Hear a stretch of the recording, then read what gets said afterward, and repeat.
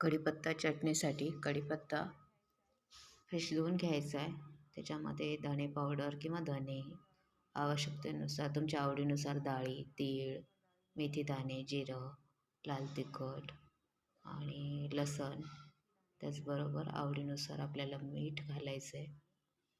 कोणाला कमी जास्त लागते त्या प्रमाणात. आणि आंबट गोडपणा जर हवा असेल तर आपल्याला त्याच्यामध्ये चिंच पण ॲड करता येते. हे चांगल्या प्रकारे आपण खरपूस भाजून घ्यायचं आहे आणि त्याच्यात चिंच टाकून पण भाजायचं आहे, म्हणजे आपल्याला थोडीशी आंबट आणि चिंच टाकली की थोडं गूळ किंवा साखरेचं प्रमाण त्याच्यात राहू द्या, म्हणजे आंबट गोड अशी छानपैकी चटणी तयार होईल. हे सर्व खरपूस भाजल्यानंतर त्याच्यामध्ये आपण कढीपत्ता टाकू. कढीपत्ता आपण परतून घ्यायचा आहे आणि नंतर हे सगळं वाटण आपल्याला मिक्सरमधून काढून घ्यायचे. झाली आपली चटणी